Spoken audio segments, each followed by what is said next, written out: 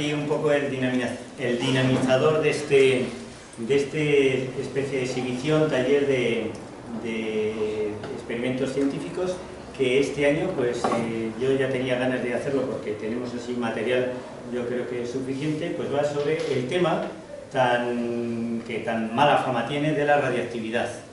Entonces pues queremos que pues sepáis un poquito sobre qué es así la radiactividad. Lo primero, hacer un aviso, salvedad. Todas las fuentes radiactivas que tenemos aquí pues están, la mayoría, las más, podríamos decir, intensas en este cubilete de plomo, pues son lo que se llama fuentes exentas. Las hemos comprado en el mercado, o sea, y no en el mercado negro. Así, a terroristas así bielorrusos o vete a saber de dónde, que Dios me perdone. El caso es que esta es, entonces, que no hay pues ningún peligro, aunque si yo lo tuviera un par de meses sobre la cabeza y la más pues podría tener cierto efecto, pero vamos, que son. Y tengo aquí también pues uraninita, que es un material radiactivo natural, tal como se extrae de la mina. Yo fui, bueno, y soy aficionado a los minerales, y entonces pues lo compré en el rastro bastante antes de interesarme por el tema de la radiactividad. Cuando tuve un Geiger por primera vez en mis manos, lo comprobé a ver si era, y efectivamente pues era radiactivo, y no me habían engañado las 100 pesetas que me costó esa piedrecita. Pues vamos a contar hoy, para este taller, con la colaboración inestimable de los, podríamos decir, descubridores y los que desarrollaron todos los del descubrimiento relacionado con la radiactividad. Y el primer descubridor, y yo creo que pues Henri Becquerel, pues le pediríamos, costó, porque bueno, tenían muchas cosas que hacer, estaban así viajando.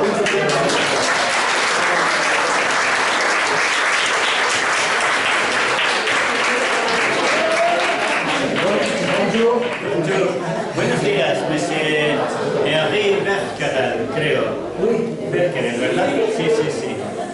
Pues le agradecemos mucho su presencia aquí, porque es de mucha ayuda, y sobre todo contar con alguien que tuvo pues la suerte inmensa de descubrir, pues, ¿no? ¿Suerte?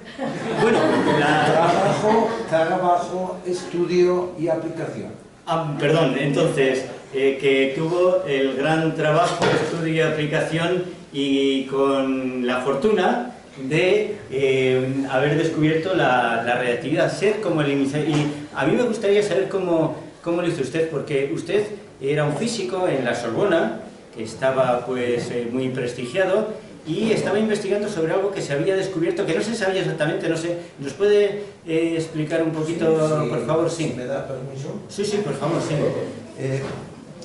Mi familia era toda... yo hablo perfectamente castellano, así que... mi familia era toda de científicos. Mi abuelo, mi padre, yo mismo, mi hijo. Yo conseguí el primero no, Nobel, fui Nobel de Física en 1905. Yo nací en 1852 y en 1908 fallecí. De modo que estoy aquí, eso sí es por suerte. Mi familia, mi padre, mi abuelo, habían estudiado, entre otras muchas cosas, la fluorescencia y la fosforescencia, esta cosa tan llamativa de poder ver en la oscuridad la hora y esas cosas, ¿no? Bueno, pues, a lo mejor podemos verla aquí, porque tenemos algo de material que, si a usted no le importa, pues lo único que habría que oscurecer, así que a nadie le dé miedo. Por favor. Un poquito antes de mis investigaciones, 1880, Röntgen, un alemán, descubrió unos rayos misteriosos, incógnitos. ¿Cómo les parece que le podía llamar a unos incógnitos? Unos rayos incógnitos. Pues X, los rayos X. Aquí no tenemos rayos X, lo siento, además me parece muy peligroso, pero tenemos una cosa que también produce fluorescencia, y es radiación ultravioleta, lo que se llama la luz negra.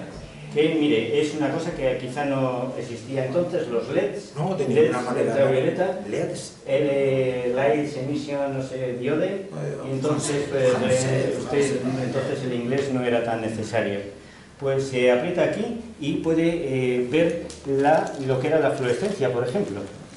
Bueno, como Röntgen con su mujer. No, aquí... sí, pero él también por favor. hizo... Esto es fosforescencia. ¿Por qué queda eso? Bueno, esto lo... Esto era lo que yo investigaba, la fosforescencia y la fluorescencia. Entonces, como estaban justamente recién descubiertos los rayos X, pensé si podría tener relación la fosforescencia y la fluorescencia con los rayos X. Bien, entonces lo que hice fue experimentar. Lo que hacía era poner distintos materiales fosforescentes o fluorescentes encima de una placa fotográfica envuelta en una caja de cartón opaca. Ponía encima material fluorescente y yo esperaba que este fenómeno tan curioso tiene que emitir radiación, tal vez como los rayos X. Así que si lo pongo aquí encima... Si no me equivoco, el único material fluorescente que tenía eran sales de uranio, que era lo único que se conocía lo había entonces. sintetizado mi padre. Sí, y yo tenía muestras de ¿sales eso. de uranio? Sí, pero yo empecé con otros materiales de todo tipo, ¿Sí? fosforescentes y pues, fluorescentes. ya. ¿Y qué ocurrió? Que fueron todos negativos. Es decir, lo que yo esperaba es que, puestos al sol, puestos a la luz ultravioleta, el material fluorescente emitiera, una vez que está ya retirado de la luz solar o de la luz que emitieran unos rayos que yo pensé que podían ser rayos X y que por tanto, como los rayos X... Ese experimento X, tiene mala pinta, fracasó, pero de los fracasos se aprende. Como los rayos X sabíamos que son muy penetrantes, entonces yo esperaba que poniéndolo aquí, a pesar de estar cubierto con un cartón negro, la placa se impresionara. ¿Qué ocurrió? Que no hubo manera, y usé materiales de todo tipo. Por último, lo hice con uranio, con sales de uranio que había sintetizado mi padre, que también es o fo. Fluorescentes, las 6 fluorescentes. ¿Saben? Esto es acetato de uranio. ¿Los presentes saben la diferencia? Quizá no, algunos sí que han estudiado a lo mejor. La fluorescencia es cuando excitamos con luz ultravioleta, inmediatamente que dejamos de excitarlo, de iluminarlo, pues se apaga, es decir, es algo completamente, podríamos decir, inmediato, mientras que la fosforescencia es algo que tiene pues un carácter, podríamos decir, diferido, es decir, que durante un tiempo va la fosforescencia desexcitándose y emitiendo esa energía. Las sales que usted utilizó, sobre todo, eran fluorescentes. Hay algunas minerales, autunita, que tenemos por aquí también, algunos minerales, y tuvo en eso, pues dice, suerte, fortuna, trabajo... Sí, constancia. El experimento fue negativo. No había rayos X, pero yo estaba empeñado en que sí. Entonces, cuando probé con las sales de uranio, lo que hice fue el 26-27 de febrero de 1896, hace ya 137 años. Bueno, lo que hice fue el mismo paquete, una placa fotográfica que, por cierto, estaban hechas a base de gelatina, que tiene una vida útil corta y que, por tanto, había que no es como ahora, que creo que las placas... No, ya no se utilizan placas fotográficas, ahora es todo... pues de otra manera, a través de fotografía digital. Ha pasado mucho tiempo. Hice el mismo experimento con sales de uranio y lo puse al sol, pero esos 2 días, 26 y 27 de febrero, estaba nublado. Tan nublado que es que no. Entonces yo me cansé y dije, ¿qué hice? La placa tenía que revelarla, lo metí dentro de un cajón con las sales de uranio encima del paquete, lo dejé y ya, me olvidé de ello. Y el día 1 de marzo, 2 días después, lo que hice fue, salía un poquito el sol y lo puse, porque yo... Un ratito, ¿no? Sí, porque yo creía que, hombre, necesitaba que se excitara, como habéis visto, que la luz lo excitara, porque si no, no se iba a producir ningún efecto. Bueno, pues puse entre el material y el paquete, puse un par de monedas de plata. Bueno, y como ya iba a caducar la gelatina, lo revelé. ¿Qué esperaba yo? Hombre, pues que saliera una pequeña silueta de las dos monedas y el resto de la placa velada, pero todo muy difuso porque habían estado muy poco al sol, es decir, excitados. ¿Y con qué me encuentro? Con que las marcas son mucho más nítidas, más claras y más destacadas que antes. Solo podía haber una explicación. No intervenía el sol. No podías, porque apenas le había dado. ¿A qué se debía? Usted lo estudió con mucho... El uranio desprendía unos rayos que no dependían de nada exterior, sino que estaban dentro del material, del uranio. Y eso lo empezaron, hemos llamado radiactividad. Radiactividad. Yo creo que usted no le llamó radiactividad, fueron otros, no, precisamente. Sí, pero el concepto era mío. Ah, claro, sí, no, porque es superstísimo. No quiero... Quien después investigó un matrimonio franco-polaco. Era colega suyo, creo, el marido. Sí. Y luego, Pierre era, era una persona muy tímida, pero se puso en su vida una hermosa y muy una mujer muy agradable, y se quedó también muy perdidamente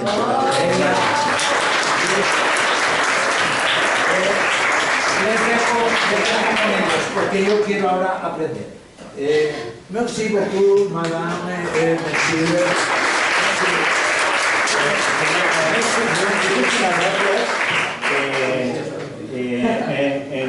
Señor Henry, y bienvenidos así Pierre y Marie Curie, ¿no? Aunque creo que es Marie Sklodowska, o de origen polaco, anda.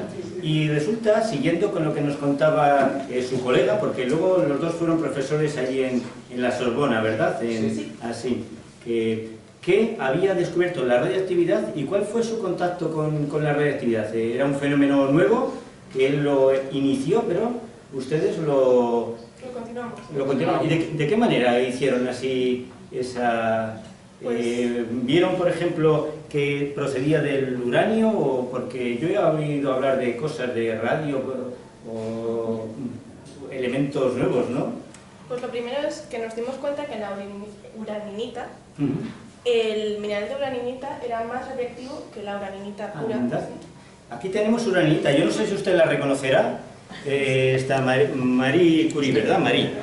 Pues tenemos aquí unos ejemplares que, bueno, pues algunos los compré, otros los hemos sacado de minas, y son más o menos de ese aspecto, ¿verdad? Uraninita. Ustedes he oído que trabajaron con uraninita porque la uraninita, aquí tengo mineral de uranio, que es así refinado, o sea que esto es menos radiactivo que eso. Sí, porque eso tiene un bajo contenido en radio, que es altamente radiactivo. Radio.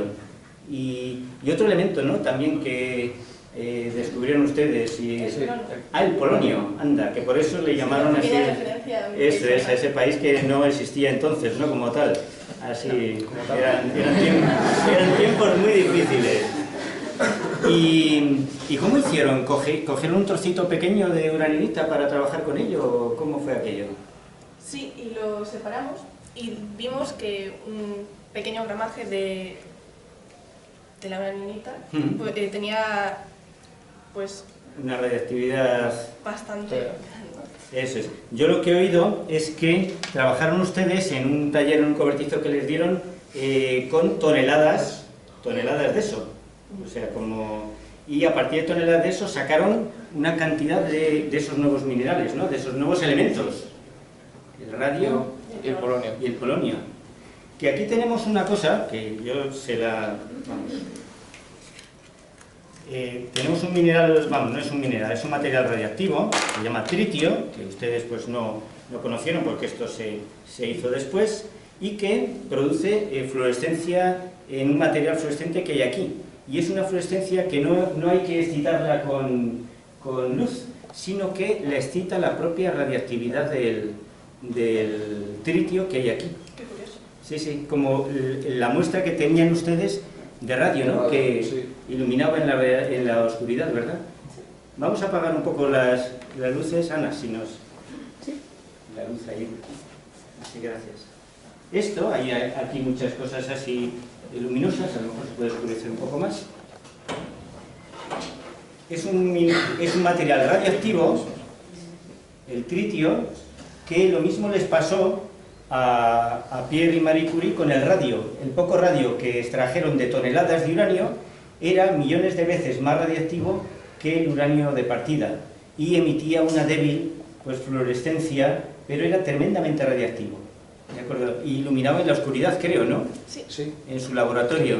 ¿No pensaron los peligros que esto tenía?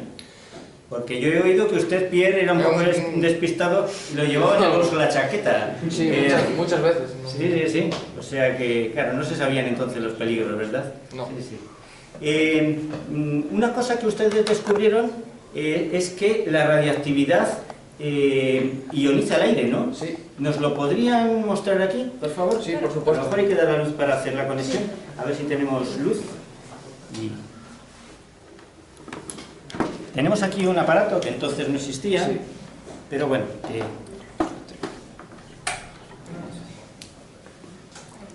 Sí, ahí sí. Esto va a producir 20.000 voltios, va a producir muy poca intensidad y a medio megahercio. Es corriente alterna y entonces no es peligroso. Los que estáis más cerca no tengáis peligro, que aquí ha muerto muy poca gente. Entonces, vamos a ver ahora cómo esta piedra es de uranio, pues ioniza alrededor, es decir, hace que la corriente pase a través del aire que está ahí, ¿verdad? Sí, pero primero, para demostrar que la piedra en sí no conduce electricidad, pues vamos a utilizar el Muy bien, multímetro. sí, genial. Sí. O sea, Claro. a ver que sea aislante, ¿verdad? A ver que es aislante, a lo mejor aquí os estamos engañando. Un momentito, te lo pongo para ver la corriente. Pruébelo así tocando los bornes. Ahí no se mueve la No aguja. se nota, no se ¿Y nota. si se tocara la aguja? Y si se tocan las agujas, se nota que sí que hay corriente. Yo, por pero- ejemplo, soy conductor, Sí. no por tener el C1, sino...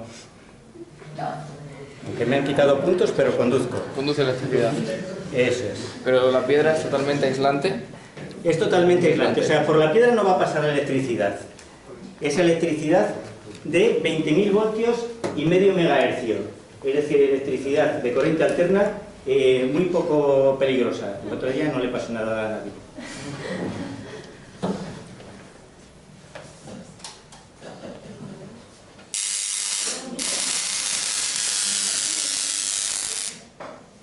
Una bombilla, ¿no? Está un poco al vacío, con un poco de argón.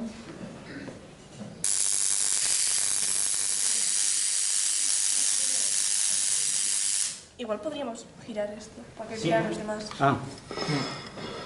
Así, ¿verdad?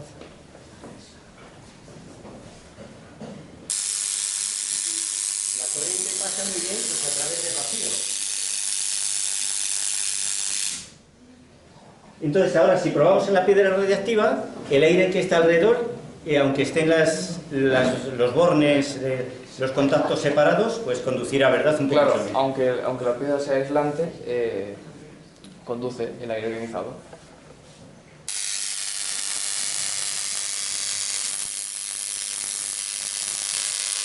Y por donde más conduce es justo al ladito de la piedra, porque es donde más luz da, ¿verdad? Claro. Eso es. Pues nada, fenomenal. Pero eso es admirable. Eso explica por qué las placas se velaron. Está emitiendo radiación, eso, continuamente, que ioniza el aire. Y además... Pero eso demuestra que emite radiación. Eso es. Desde dentro. Desde dentro, sí. Desde dentro y sale fuera de la superficie. Radiación ionizante, además. Que Pierre había descubierto la piezoelectricidad muy poco antes y creo que Marie, usted, había diseñado un aparato en que se medía la capacidad de ionización del aire, ¿verdad? Ahora tenemos otros aparatos que son bastante más sofisticados, los inventó un alemán, discípulos de un tal Rutherford, que me ha dicho que iba a venir, y que es un contador, se llama un contador Geiger. Un contador Geiger, que es así portátil, y que si lo acercáramos a algún material radiactivo, pues empezaría pues, a darnos así señal. Hay que estar muy en silencio para oírlo, lo pueden así probar para ver si...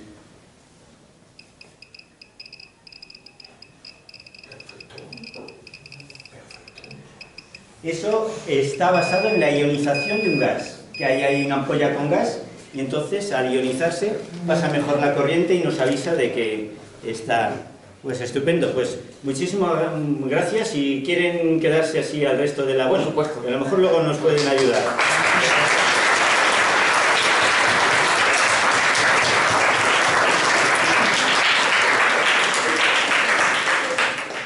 Marie Curie es muy discreta, pero le dieron 2 Nobeles, de física y de química. Pierre Curie le dieron uno en 1903, compartido con Bechdel y con su esposa, pero en 1908, y bueno, yo no sé si es un sitio para decirlo, Pierre ya no estaba, vamos, no es que hubiera ido de viaje, pero Marie recibió pues, el Premio Nobel de Química, que hasta ahora es la única persona que lo tiene, Premio Nobel de Física y de Química. Pero ellos fueron los iniciadores. De hecho, la tesis de Marie Curie fue sobre la radiactividad, y luego pues, su vida pues, se conocen muchas cosas, pero los continuadores de la radiactividad con los que estábamos pues, fueron sobre todo pues, un científico... El Premio Nobel, para que lo interpreten ahora, nos lo dieron a los 3. Pero la parte económica la dividieron en 2 partes. Una para mí y la otra para Pierre. Pierre se empeñó en que si no daban el Nobel a su mujer, él no lo aceptaba. Pero la idea era, y así lo hicieron, 2 mitades. Eran otros tiempos, yo creo que Pierre Curie se merece un aplauso, ¿no? Sí.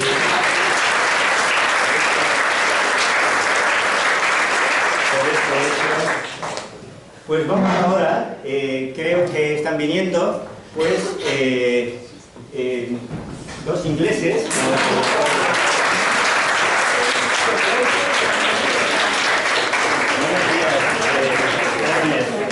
¿Verdad? Y Henry, ¿no? Es Henry Moseley, ¿no? Es un discípulo de Rutherford que también pues, estuvo pues, implicado en el estudio del átomo y de la... A usted se le conoce sobre todo por el experimento famoso, ¿no? Sí, claro, yo... Antes de que yo llegara la gente pensaba que el átomo era una especie de pudding con cosas muy compacto, pero descubrí que el átomo no era nada de eso. Tenía un núcleo que era 10.000 veces más pequeño que el átomo en sí, que bueno, no sé si todos aquí habréis tenido la suerte de estudiarme, pero si no, a partir del tercero de eso, con más profundidad veréis mi experimento, que no sé si procede que lo explique. Creo que... Pues nada, tenemos aquí, usted yo sé que hizo ese experimento que descubrió el núcleo atómico, pero usted empezó a hablar de tipos de radiactividad, porque allí en Cambridge, ¿no? En el laboratorio Cavendish, pues usted hizo unos descubrimientos, es decir, que la reactividad que habían descubierto pues Becquerel y el matrimonio Curie, usted la desmenuzó, ¿no? O sea que... Claro, yo descubrí que había 3 tipos principales de rayos, que eran alfa, beta y gamma. Y bueno, hemos venido aquí para que veáis el poder de penetración de cada uno de estos rayos. Tenemos aquí, esto no lo tenía, de esto no disponía, sí, póngase cómodo, puede colgar ahí la chaqueta, sí, no hay ningún problema. Vamos a ver dónde está el celo. Y tenemos 3 muestras aquí radiactivas, bueno, en realidad tenemos 4, 3 muestras radiactivas, una que es de americio 241, que es alfa. ¿Podrían ustedes ver así la...? Están encapsuladas, de ahí no sale nada más que algo de radiactividad y son perfectamente manipulables de manera segura. O sea que nadie salga corriendo.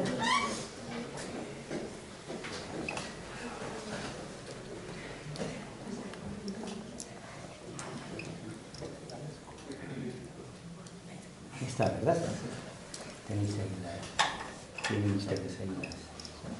No sé si se oye, esto es otro contador Geiger, Lo que pasa que aquí nos da otras unidades, ahí eran becquerelios, aquí pues son cuentas, o sea, desintegraciones que detecta este aparato. Y esto está haciendo un pequeño ruidito que apenas se oye. Si lo aproximamos un poco más, la radiación alfa tiene muy poco alcance. Pues vamos a ver si la radiación alfa penetra o no penetra pues, determinados materiales. La radiación alfa resulta que se descubrieron 3 radiaciones, ¿verdad? Sí, y la alfa es la que menos traspasa, como ya demostró mi maestro. Ah, sí. Pues si lo pueden volver a demostrar aquí, por favor. Para que os hagáis una idea, las alfa son el núcleo del helio. Dos protones y 2 neutrones. Con una lámina muy fina de aluminio, posiblemente. Ponemos entre medio. Es decir, hemos Si puesto... podéis escuchar, dejo ya de... Eso es. Prácticamente las para casi todas. ¿De acuerdo? Aquí incluso podríamos contar las radiaciones así que detecta este aparatito. Eso es la alfa. Sí. La beta...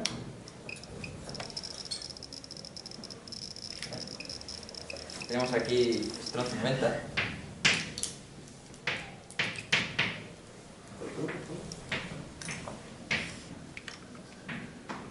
El estroncio 90 produce prácticamente radiación alfa pura. Escucha mucho más. Lo medimos, a ver. Esas son las radiaciones que está emitiendo en todas las direcciones.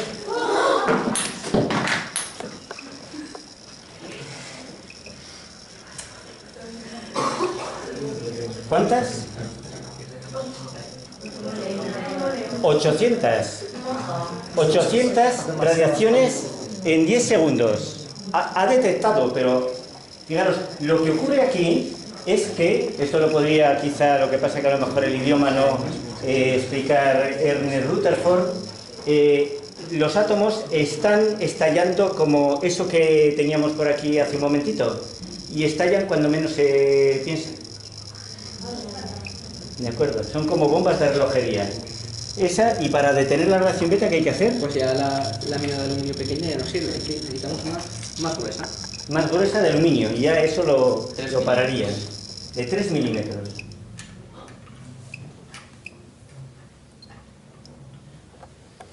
Espera, sí. Y ahí está, pasando el tiempo. Y prácticamente... 5 detecta. Y algunas de las que detecta seguramente serán de la radiactividad ambiente, de lo que se llama el fondo natural de radiactividad. Así que... Y tenemos también otro tipo de... otra fuente radiactiva, que es... Este es el cobalto 60. Cobalto 60, que utiliza en medicina, que da radiación gamma. Las son las que más traspasan. Eso es. Son las más pequeñas de todas. Y esas, para detenerlas, es problemático, ¿verdad? Pues sí. Así necesitaremos una gruesa capa de plomo. Vamos a medir eso, es la que está.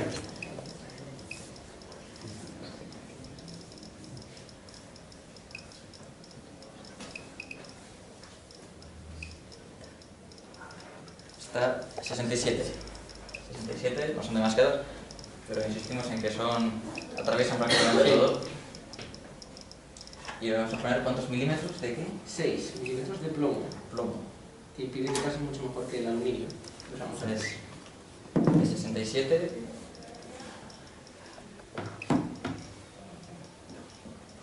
De 67A. 67A. 38. Y a pesar de que hemos puesto plomo, ahí ya no pasan ni alfa, ni beta, ni gamma, pero sin embargo sigue pasando la mitad de... Perdón, ni alfa ni beta, pero sigue pasando la mitad de la gamma.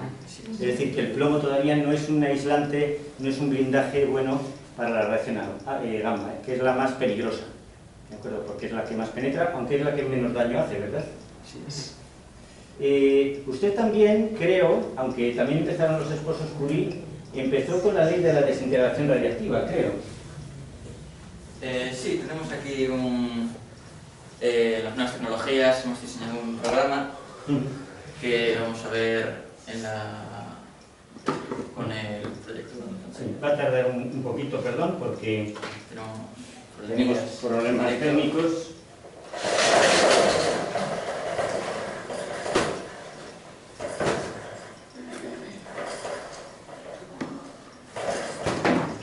Esto es otro problema técnico.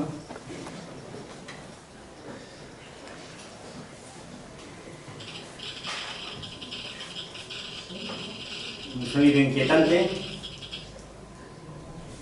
Y ¿cómo son los átomos? ¿Qué les pasa a los átomos cuando emiten radiactividad? Se descomponen y dan radiaciones alfa o beta o gamma. Y van, de alguna manera, sería mucho más complicado, destruyéndose y haciéndose otros átomos, otros isótopos, a veces también radiactivos, como más ligeros. Y ellos descubrieron la ley de la desintegración radiactiva, ¿de acuerdo? Y es lo que vamos un poco a explicar con este montaje, con este applet, ¿no? Rafa, que ha hecho nuestro compañero ya jubilado, que podría haber venido aquí tranquilamente con el resto de los eximios así profesores que nos acompañan, ¿de acuerdo? Y vamos a verlo. ¿Nos podrían explicar un poquito, porque hay una cosa aquí que es el periodo de semidesintegración o no sé qué? Claro, cada elemento tiene el suyo. En la tabla que se os dará al final podréis ver cómo cada elemento pone el que le corresponde. Si cogemos, por ejemplo, el plomo 210, esta muestra es del 2013, se puede ver que tiene aproximadamente 130 días. ¿Qué significa eso? Que a cada 130 días su emisión se reduce a la mitad. Bueno, vamos a ver la animación.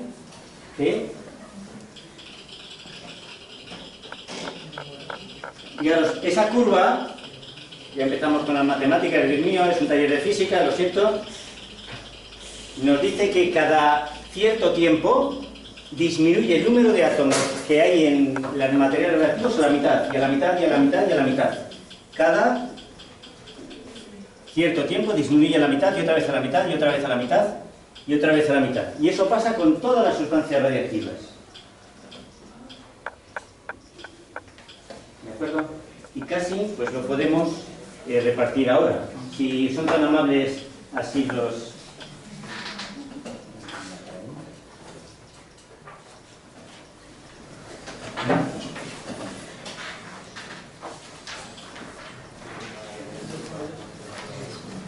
Tenéis ahí esa tabla periódica que luego os lleváis a todo color y viene ahí una tabla de isótopos radiactivos.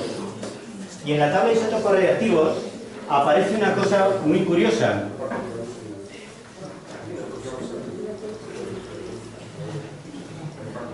Hay para todos, ¿eh? Sí, hay de...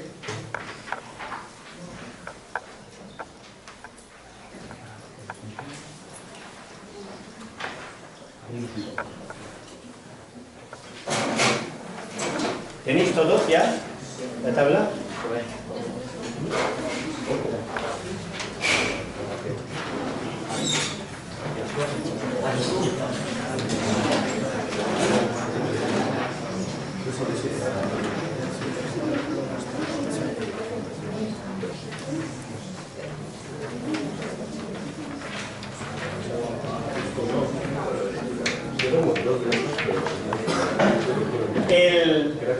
Atención, la medición 241, no nos vamos a meter con qué significa ese 241, pero en tercero ya eso ya se explica, tiene una cosa que se llama periodo de semidesintegración o semivida y que viene en esa tabla de isótopos radiactivos, AM, están por orden alfabético, ¿lo veis? Sí. Oye, ¿qué pone? AM 458. 458, ¿verdad? Eso significa... No, y... years. Dentro de 458 años, el americio 241 que hay en esa fuente, se llama fuente pero porque sale de aquí, radiactividad, los átomos de americio 241 habrán quedado a la mitad. O sea que podemos estar tranquilos porque esto va a seguir funcionando. El estroncio 90,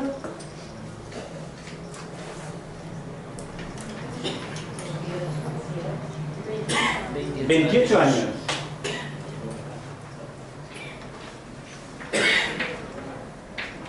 ¿Y el cobalto 60?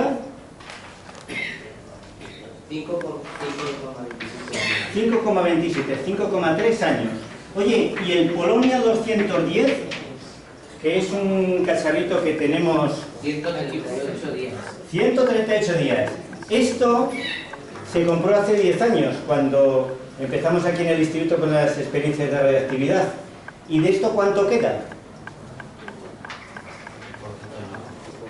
Pues cada 130 días, aproximadamente 3 veces al año, se ha reducido a la mitad y a la mitad y a la mitad. 3 veces al año desde hace 10 años son 30 veces al año, 30 veces a la mitad. Aquí ya no queda ni un átomo de polonio. ¿De acuerdo? Y es, bueno, pues habría que comprar otra remesa de polonio. ¿De acuerdo? El polonio es... Vamos a hacer ahora, atención, ¿para qué sirven las sustancias reactivas? El americio 241, ¿para qué se utiliza? Me podrían decir aplicaciones, porque ellos investigaron para qué era la reactividad, pero ahora mismo, ¿para qué se utiliza? Aparte de para envenenar gente, por ejemplo, el polonio 210, desgraciadamente. Ahí... Bueno, pues veo aquí que tienes un programa de humo y con las partículas alfa, pues pasan muy poco. Si pasa humo, esto hace que no las detecte, por lo que empezará a pitar. Estamos ahora.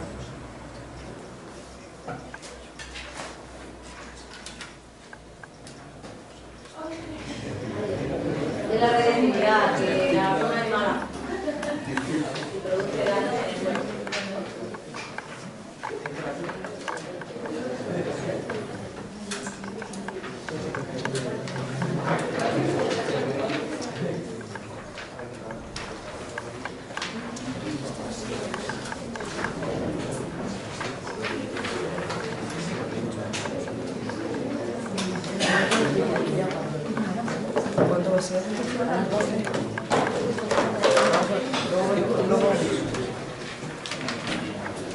Bueno, esta va a pitar porque va a empezar a funcionar.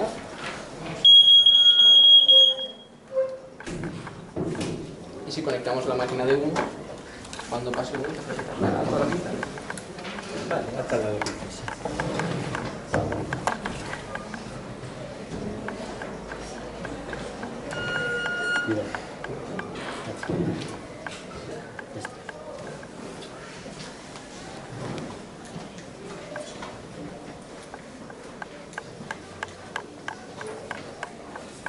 Necesita un tiempo de calentamiento, lo siento. Mientras, Monsieur Josemi, ¿quién es ese joven? Ah, perdón. ¿No me conoce acaso? joven es Henry Moseley. Henry Reed Jeffers Mosley. Ah, perdón. No sabía tantos detalles de su nombre. Creo que ahí tiene una tabla periódica. Sí, sí, sí. Importante.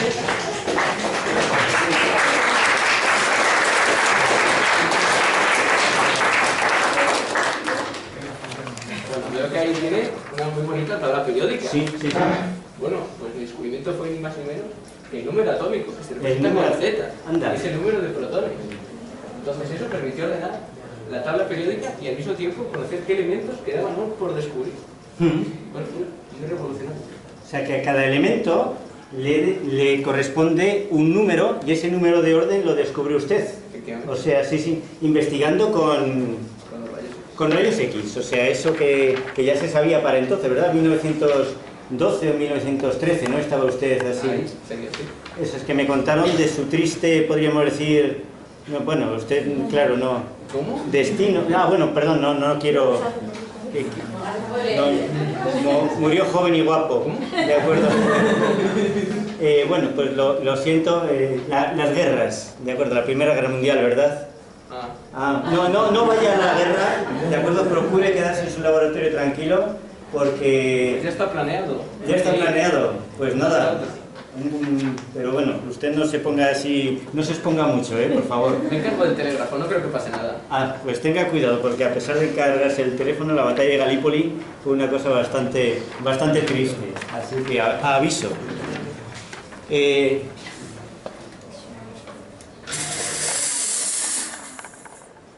Está funcionando el detector de humos, y el detector de humos tiene americio 241. Y cuando el americio 241 pues emite radiación alfa, ioniza el aire y puede pasar la corriente. Si el humo impide que...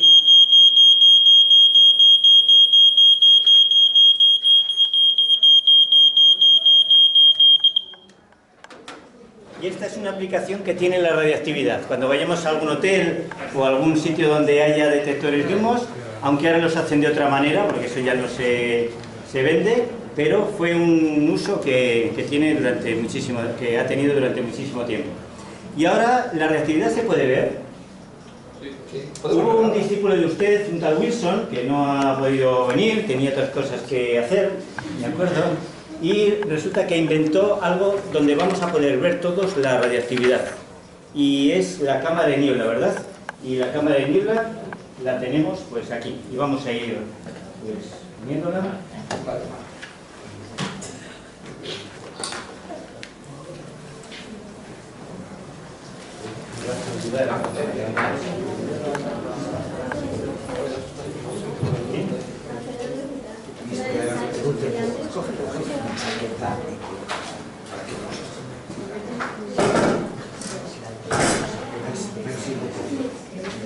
Un momentito, que nadie se asuste, por favor. Ahí va.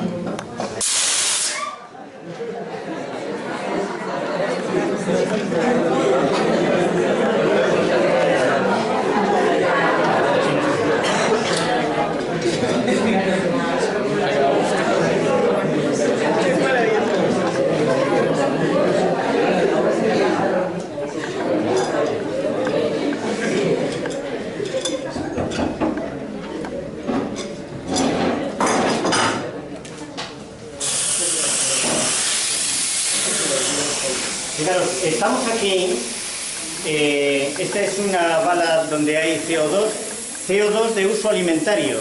En las cervecerías, en los bares donde sirven cerveza, pues tienen debajo de la barra una de estas. Y aquí vamos a producir una cosa muy fría, tremendamente fría. Y esa cosa tremendamente fría la vamos a poner aquí, en lo que es la cámara de niebla. De acuerdo, que la vamos a... Usted es buenísima experimentadora, Marie Curie, a lo mejor me puede... Sí, luego va a pasar la gente. Ahí está.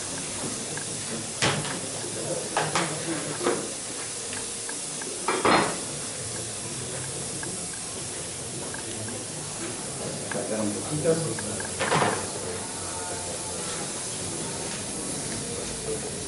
En carril vertical.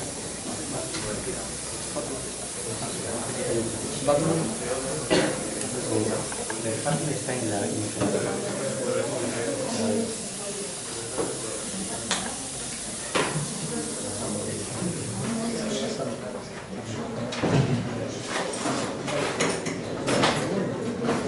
Hay otra.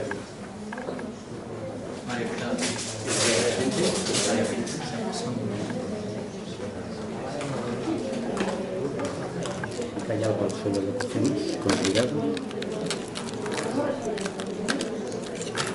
Y lo piquéis.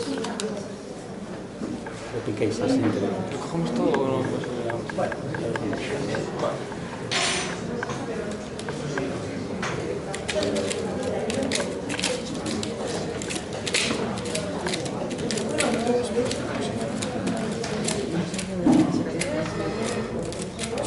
vamos ahora a poner un material reactivo, uraninita, un trocito pequeño de uraninita, en una cámara donde va a estar tremendamente frío.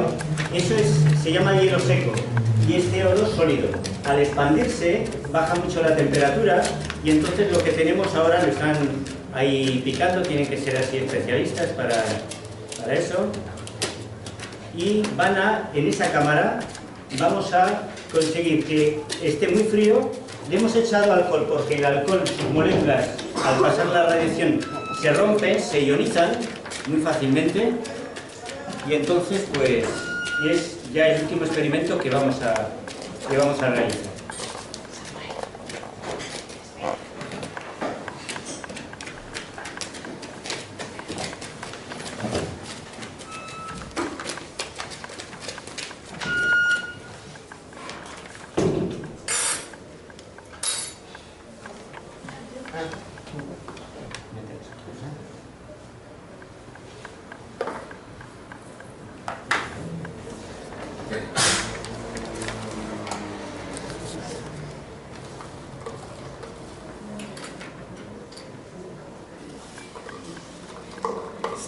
Eso si lo cogiéramos y lo tuviéramos un poquito en la mano nos produce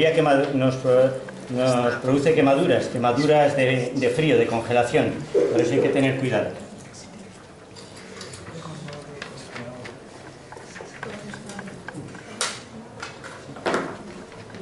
Y ahora esto va a estar pues muy frío, ¿de acuerdo? Y vamos aquí a colocar una pequeña muestra de uraninita, muy pequeña, y aquí enseguidita, con las luces apagadas, pues os pediría que en cuanto se empiece a ver eso, apagamos las luces y oscurecemos así, por favor.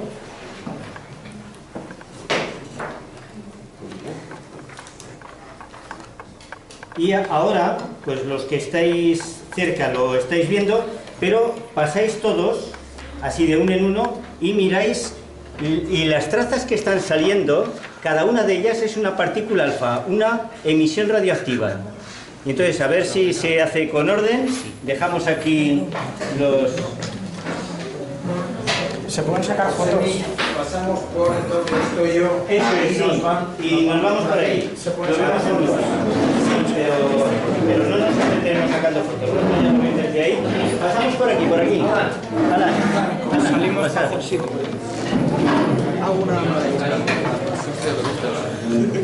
Eso, pues esa para acá. Así se llama. Qué guay.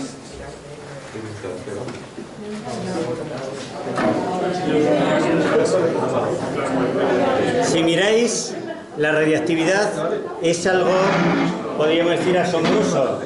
Si miráis, por favor, el periodo del uranio 238.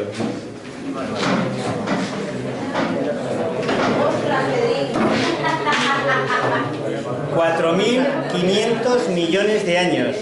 Esa piedra, a mí me asombra, durante 4.500 millones de años estará emitiendo radiación alfa, beta y gamma, sobre todo alfa, a ese ritmo. Dentro de 4.500 millones de años, el ritmo será la mitad, porque la mayor parte es el uranio 238, que es la edad de la Tierra. Eso es, justo. Sí. Bueno, pues ha sido un placer contar con vuestra asistencia y bueno, pues lo hemos preparado todo con mucho así cariño y espero que hayamos aprendido alguna cosa, que de esto va a los centros educativos y lo hemos hecho así con todo. Yo quería pedir el Nobel para Monsieur José.